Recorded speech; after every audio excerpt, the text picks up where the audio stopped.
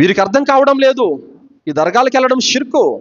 వీరికి అర్థం కావడం లేదు ఈ సమాధుల వద్ద ఆరాధన చేయడం షిర్కు. వీరికి అర్థం కావడం లేదు అక్కడికి వెళ్ళి వరాలు అడగడం షిర్కు. వీరికి అర్థం కావడం లేదు సమాధుల వద్ద సజ్దా చేయడం షిర్కు. వీరికి అర్థం కావడం లేదు ఆ సమాధుల వద్ద ప్రదక్షిణ చేయడం షిర్కు. వీరికి అర్థం కావడం లేదు ఆ సమాధుల వద్ద దీపాలు వెలిగించడం షిర్కు. వీరికి అర్థం కావడం లేదు అక్కడికి వెళ్ళి తాయితులు కట్టుకోవడం షిర్కు. వీరికి అర్థం కావడం లేదు అక్కడికి వెళ్ళి అంతరాలు, తంత్రాలు, టెంకాయలు, నిమ్మకాయలు ఇవి తెచ్చి ఇండ్లకు కట్టుకోవడం షిర్కు. ఏ వ్యక్తి అయితే ఒక్క అల్లాను మాత్రమే నమ్ముకుంటాడో అతను మాత్రమే తౌహీద్ మీద ఉన్నాడు.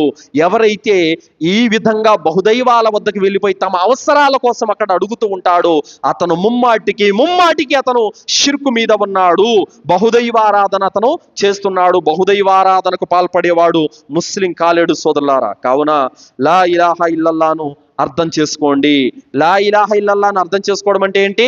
అల్లాహను ఆరాధించడమే తౌహీద్ కాదు. అల్లాహను ఆరాధించటంతో పాటు బహుదైవాలను తిరస్కరించాలి, పక్కన పెట్టేయాలి. అప్పుడే నీ లా ఇలాహ ఇల్లల్లాహ్ అనే కలిమాను నువ్వు అర్థం చేసుకున్నట్టు. లా లేరు, ఏం లేరండి. లా అంటే అర్థమేమని? లేరు. ఎవరు లేరు? బహుదైవాలు లేరు. ఇలాహా నేను చేసే ఆరాధనలకు ఇల్లల్లా ఒక్క అల్లా మాత్రమే. అర్థమవుతుందా? సో కాబట్టి అల్లా దేవుడని ఒప్పుకునే ముందరా, అల్లా నీ ప్రభువు అని ఒప్పుకునే ముందరా బహుదైవాలను కొట్టిపడేయాలి. అప్పుడే నువ్వు ముస్లిం అవుతావు. వాటిని కొట్టిపడేయకుండా నేను అల్లాను కూడా మొక్కుతాను, అవి కూడా మొక్కుతాను, నేను అల్లాను కూడా నమ్ముతాను, వాళ్ళను కూడా నమ్ముతాను అంటే ఈ భక్తి, ఈ విశ్వాసం, ఈ లా ఇలాహ ఇల్లల్లాహ్ అల్లా దగ్గర చెల్లదు. కావున సోదరులారా, చెబుతున్నటువంటి మాట ఏమిటంటే, ఏ వ్యక్తిలోనైతే షిర్కు ఉంటుందో అతను లా ఇలాహ ఇల్లల్లాహ్ పలకటము అబద్ధము. అందుకే మీరు చూడండి, ఎవరైతే దర్గాలకు వెళ్ళి అలవాటు ఉంటుందో వాళ్ళు మందిరాలకు కూడా వెళ్తారు, వాళ్ళు చర్చిలు కూడా వెళ్తారు. వాళ్ళకు తాయెత్తులు, దారాలు, జ్యోతిష్యం, మూఢనమ్మకాలు, వాస్తులు అన్నీ నమ్ముతారు.